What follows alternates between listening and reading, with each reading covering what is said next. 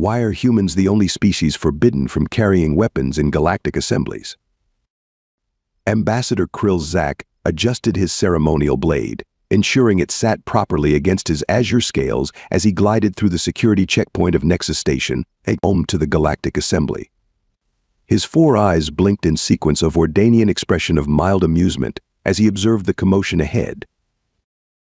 "Ah, the humans have arrived," he muttered, mandibles clicking with barely contained laughter. The security line had ground to a halt as a team of no fewer than 12 officers representing 6 different species swarmed around the 3 human delegates. Unlike every other diplomatic party in the massive docking bay, who proudly displayed ancestral weapons or ceremonial arms as dictated by interstellar protocol, the humans stood with their arms raised, wearing only simple garments. No weapons, no accessories, not even data tablets. "Ambassador, good rotation to you," chirped Plex, a young Meridian whose fuzzy antennae vibrated with excitement. Today marked the rookie's first shift guarding the diplomatic entrance, and Zak had known the youth's parent a distinguished scientist for many cycles. "And to you, young Plex, I see you've drawn human duty on your first assignment. The universe has a sense of humor after all." Zak's secondary arms performed a gesture that roughly translated to cosmic irony. Plex's compound eyes darted between the ambassador and the humans, who were now being scanned by specialized equipment that no other delegation required. "I don't understand, Ambassador." The Talgrak delegation arrived with pulse pikes. The Zoxian ambassador brought her ancestral venom blade. "Even you wear the blade of diplomatic truth. Why are humans the only species subjected to such thoroughness? They appear completely unarmed." Zak released a wheezing sound from his breathing slits, the Vordanian equivalent of a snort. "That, my young friend, is precisely why we check them so carefully. Did no one brief you on humans?" Plex's antennae drooped slightly. "The security manual just says follow special protocol H17 for human delegations without explanation." "H17, Zak mused. How bureaucratically vague. Well, we have 6 hours until the assembly convenes. How would you like to learn why humans are the only species in the known galaxy forbidden from bringing anything into diplomatic gatherings? Not just weapons, anything." The security officer's antennae perked up with curiosity. "It's quite the story," Zak continued, his upper eyes narrowing mischievously, while his lower pair tracked the humans, who were now smiling pleasantly as they were escorted through. "And I promise you, once you hear it, you'll never look at a human the same way again. Nor will you look at a pencil the same way, for that matter." "A pencil? Is that some kind of human weapon?" Zak's 4 eyes blinked in perfect unison of Ordanian expression of profound understatement. "Oh, my naive young friend, that's exactly where our story begins." Zak guided young Plex toward the staff lounge, his ceremonial blade jingling against his scales. They settled into rest cradles designed to accommodate various species' anatomies. The ambassador's 4 eyes took on a distant look as he began his tale. "It all started 75 standard cycles ago, what humans would call years. The discovery of Earth sent ripples through the assembly. A Class 5 world that had developed faster than light travel, despite being locked in constant conflict. Unprecedented. The diplomatic corps dispatched first. Contact specialists immediately." Plex leaned forward, antennae twitching with anticipation. "Now, standard protocol dictated that Earth send representatives to the assembly for formal introduction. Every species brings their ancestral or ceremonial weapons, a tradition dating back to the founding of the Galactic Assembly. It symbolizes trust, you see. I bring my weapons before you. Yet I choose peace." Zak gestured to his own ornate blade. "The humans arrived in a single vessel, primitive by our standards, but impressive considering they'd only achieved FTL capabilities 3 decades earlier. Their delegation was led by Admiral Tessa Blackwood, a formidable female with skin the color of Zentaran copper and eyes that reminded me of Ovalian storm clouds." The ambassador's voice dropped dramatically. "She wore what they called a dress uniform, navy blue with gold accents, and completely unarmed. This immediately caused a stir. The diplomatic corps had transmitted our protocols, including the ceremonial weapons requirement. Yet Blackwood arrived empty-handed. Plex's mandibles clacked questioningly. "Oh yes, we asked about it," Krilzak continued. Blackwood simply smiled. "You know how humans bare their teeth to signal non-aggression." Still unsettling, and said, "Earth has known too much war. We come without weapons to demonstrate our commitment to peace." The ambassador's secondary arms made a fluttering gesture. Most species found this touching. The Artarians were practically oozing emotional pheromones. But Lord Droom, the Zolaxian representative, he saw weakness. Krilzak's voice shifted, deepening to mimic the Zolaxian's guttural tones. "So the primitive apes come before us unarmed and expect protection? How typically underdeveloped. Perhaps we should assign them a guardian species until they evolve proper diplomacy skills." Plex gasped. "He didn't." "Oh, but he did. And it gets worse." Krilzak's mandibles clicked with remembered tension. The first speaker attempted to smooth things over, but Droom continued. "Look at them bipedal mammals with barely enough brain power to achieve spaceflight. No natural defenses. No evolutionary advantages. The weakest apex predator I've ever encountered." "I don't understand," Plex interjected. "Insults happen in the assembly all the time. Why was this significant?" The context, my young friend. Humanity had just emerged from their most destructive regional conflict, World War III. They called it. Billions dead, cities vaporized, yet they'd still achieved FTL travel ahead of schedule. And here was Droom, calling them weak and primitive while they stood before us having mastered both nuclear fusion and interstellar travel, despite nearly annihilating themselves.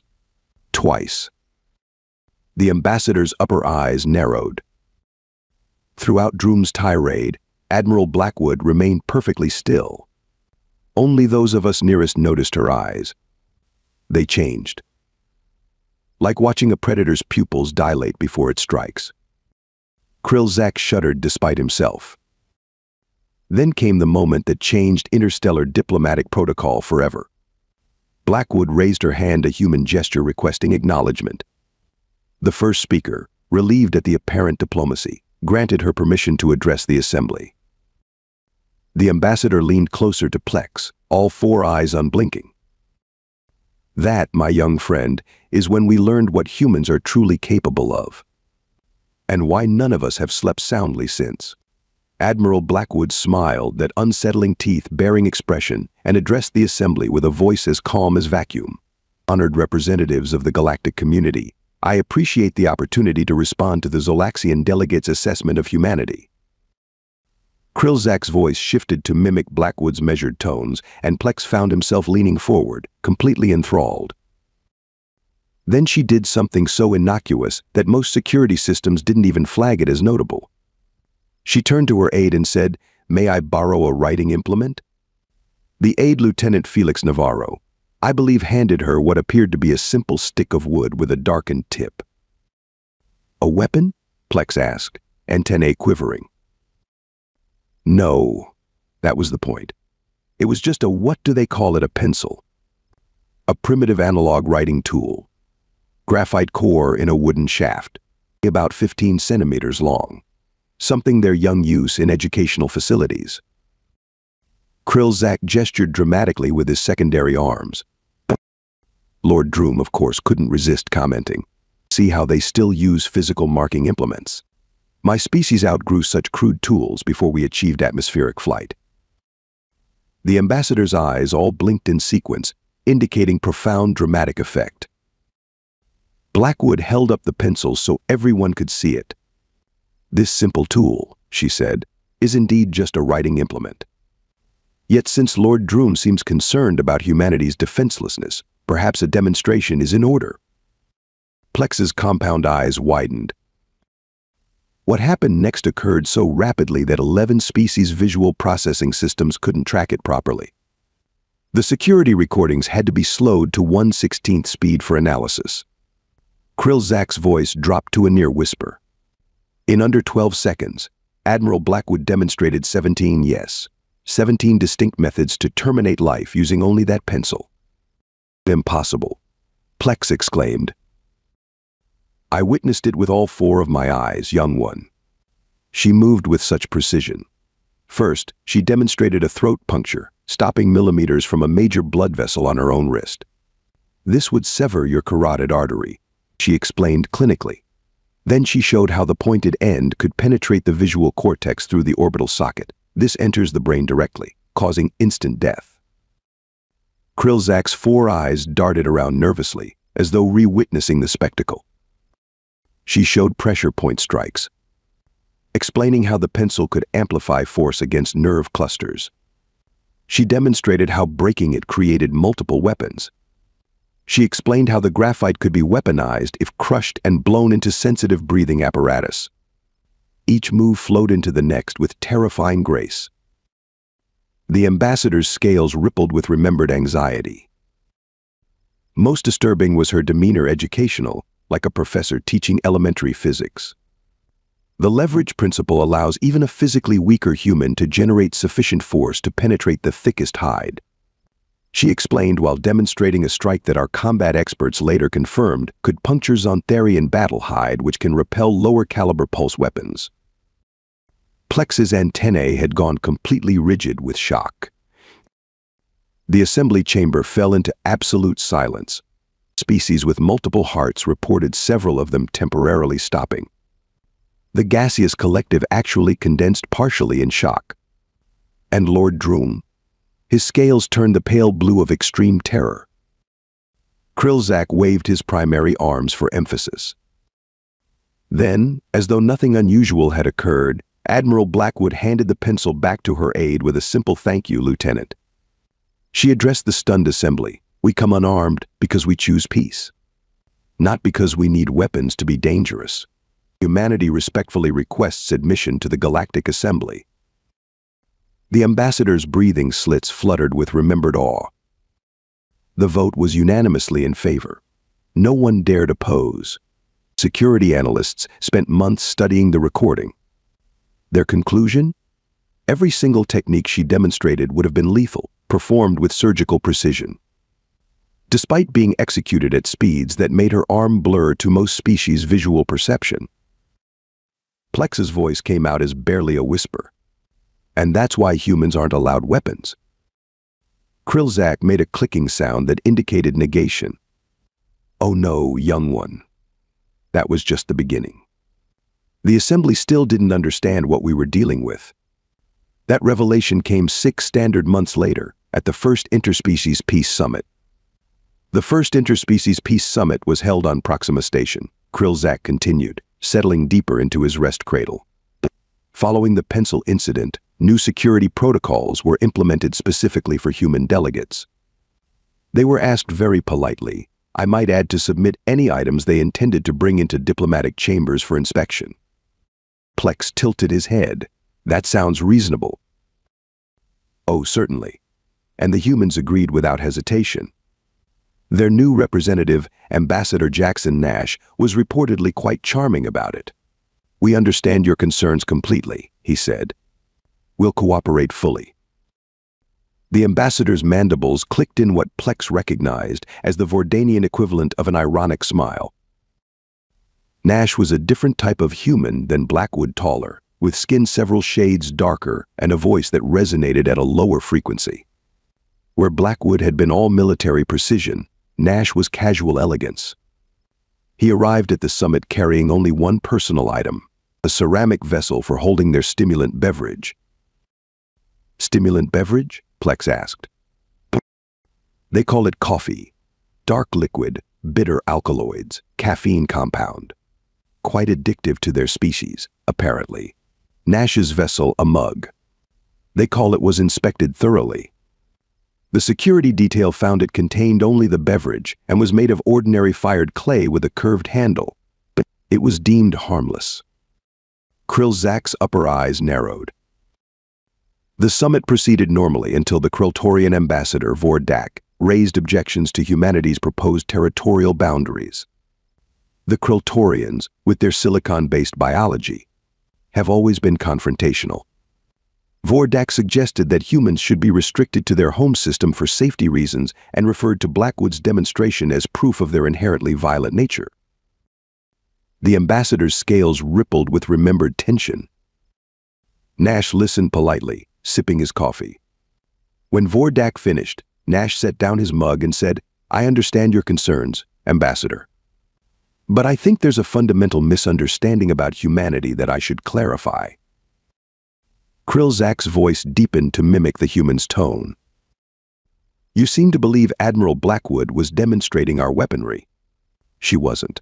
She was demonstrating our thinking. Then, and I witnessed this personally. Nash deliberately dropped his mug onto the conference table. It shattered into several pieces. Plex gasped. He broke safety protocols. Before security could respond, Nash picked up a curved fragment and held it between two fingers.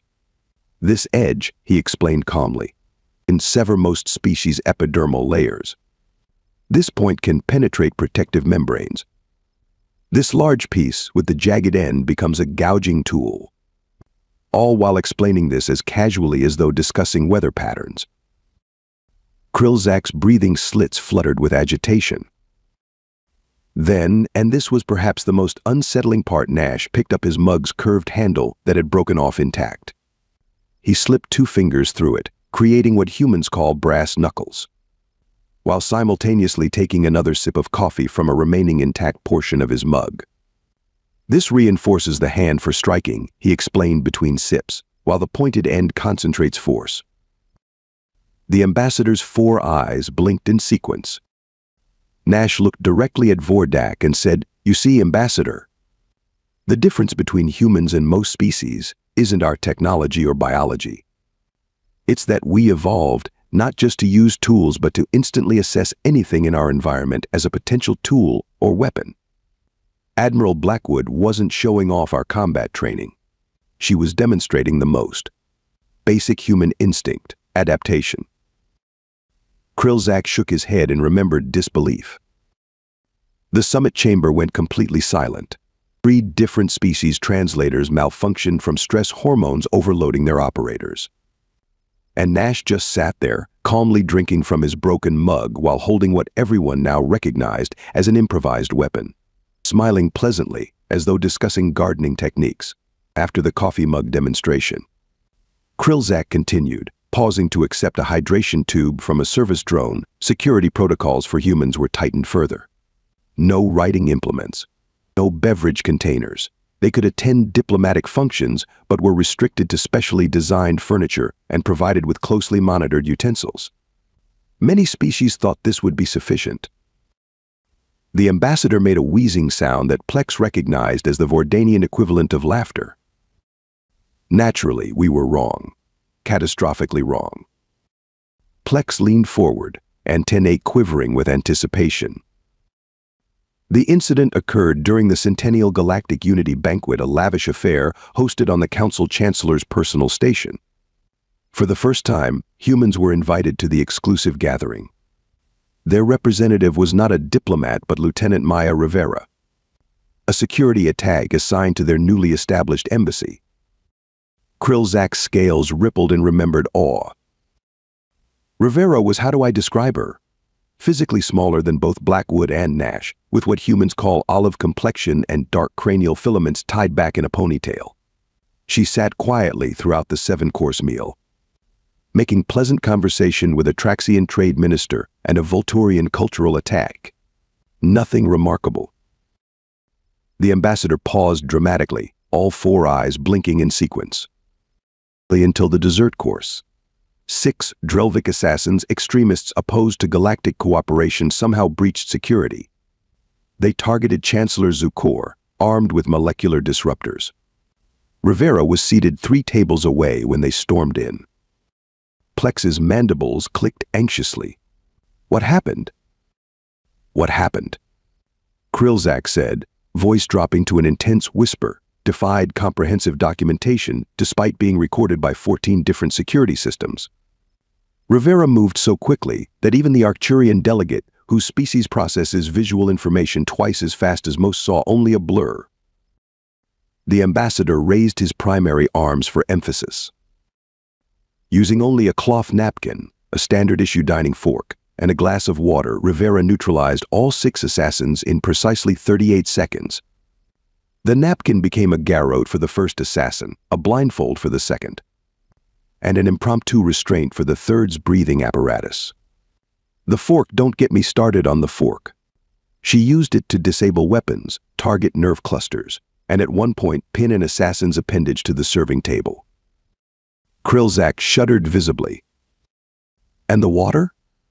She splashed it across the floor, creating a slippery surface that caused 2 assassins to lose balance, then used the empty glass as both a deflection tool and, when shattered, a distraction device. The Galactic security office spent 3 months analyzing the footage and still couldn't identify all the techniques she employed. Plex's antennae stood rigid with shock. Was anyone hurt? That's the most astounding part. All 6 assassins survived with non-lethal but completely incapacitating injuries. Chancellor Zukor wasn't even aware of the threat until it was neutralized. Most attendees didn't realize what had happened until it was over. And Rivera?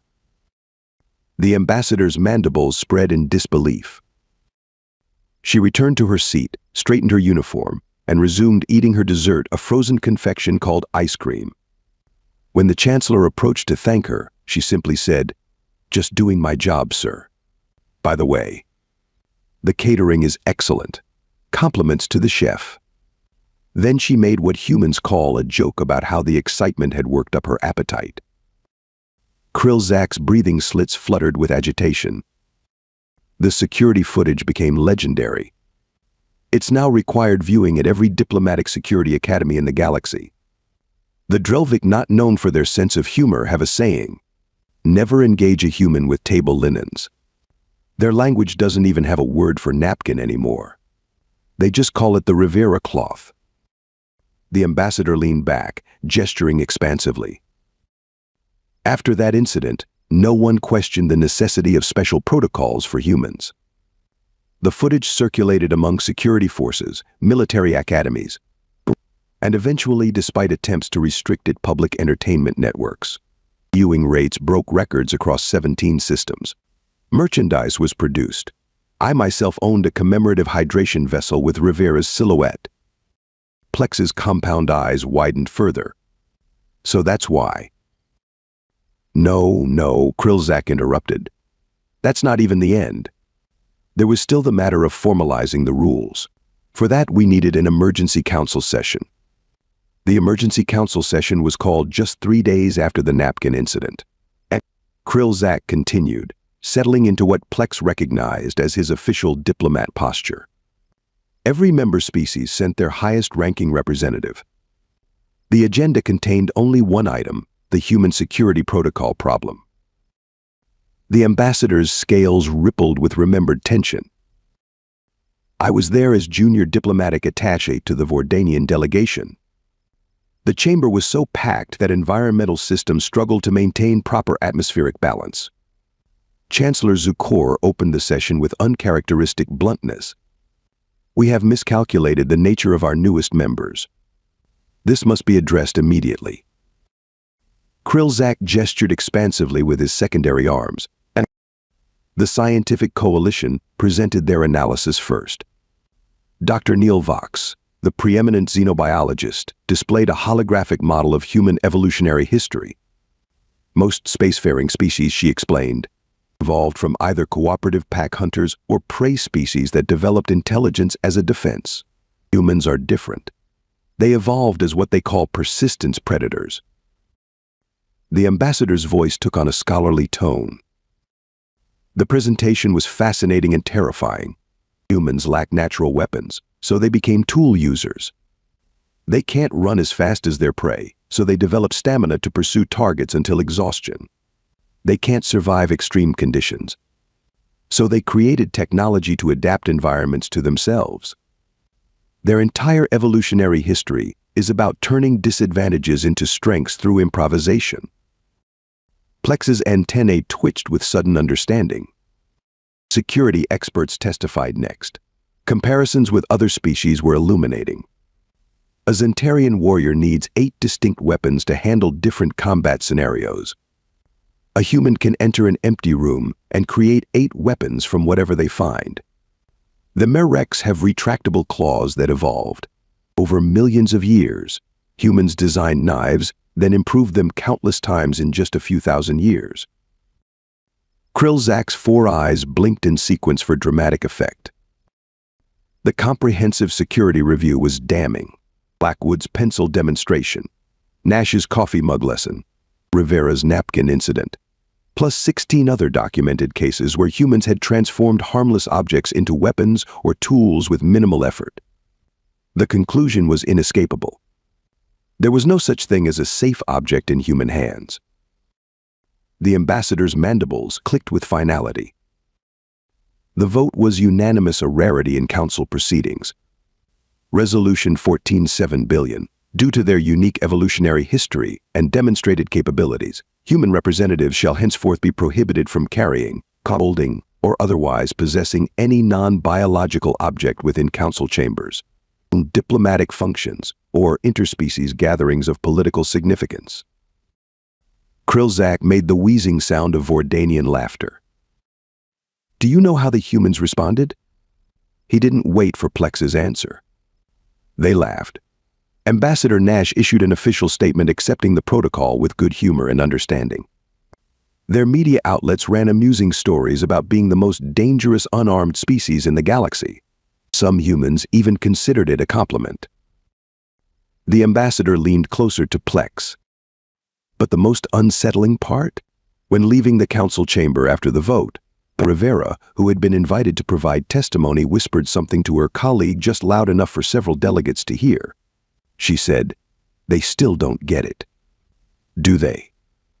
The most dangerous human weapon isn't anything we carry. It's this. And she tapped her cranium, the housing for their brain. And that, young Plex, Krillzak said, straightening his ceremonial vestments, brings us to the present day and explains why humans are the only species forbidden from carrying anything into galactic assemblies. The security officer's antennae twitched as he processed the information. Their break period was ending, and they needed to return to their posts. As they made their way back to the main diplomatic reception area, they noticed increased activity near the central chamber entrance. Perfect timing, the ambassador remarked. The human delegation is about to make their entrance. Sure enough, the 3 human representatives had completed their security screening and were being escorted toward the assembly doors. They wore simple, tailored garments in deep blue with silver accents, the official colors of United Earth. Unlike every other species delegation, they carried absolutely nothing. No data tablets, no ceremonial items, not even ornamental jewelry. They looked so harmless, Plex observed, compound eyes tracking their movement. Krillzak made his wheezing laugh. That's perhaps their most dangerous adaptation of all. Look at them smiling, nodding, radiating warmth and friendliness. Ambassador Eliana Cortez in the center is responsible for negotiating the Orion Accord that prevented war between the Draxus Collective and the Meridian Alliance. The tall one is Dr. Marcus Okafor, their scientific attaché, whose work on quantum entanglement revolutionized our understanding of subspace communications. And the third? Plex asked, gesturing toward a shorter human with silver-streaked hair. Colonel Stephanie Wu, former Special Operations. Now their security chief. She once prevented an assassination attempt using only a commemorative program brochure, folded it into some kind of projectile weapon.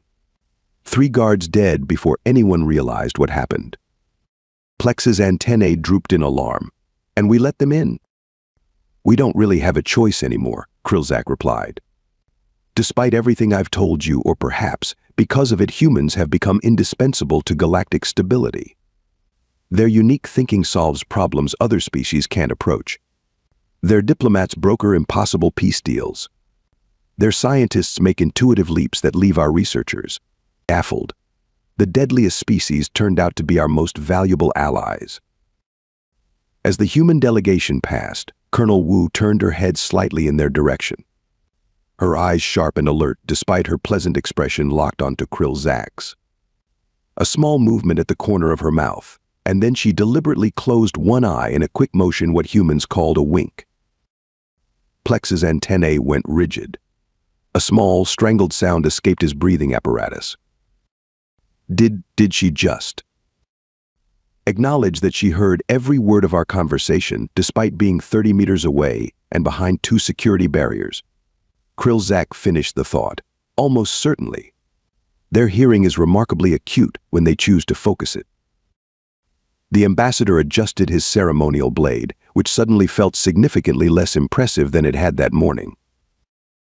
Remember this, young Plex. The most dangerous weapon humans possess isn't anything they carry, it's themselves. Their bodies, their minds, their relentless adaptability. The special protocol H-17 doesn't exist to protect us from human weapons. It exists to remind us that humans are weapons. They watched as the delegation disappeared into the assembly chamber, their empty hands somehow more intimidating than all the ceremonial blades, energy staffs, and ancestral arms carried by the other species combined. The great paradox of galactic politics, Krilzak concluded with sardonic amusement, is that the species we most fear becoming our enemy has become the ally we can least afford to lose. Let us hope they continue to find us more useful as friends than as adversaries. Because the universe help us if humans ever decide otherwise.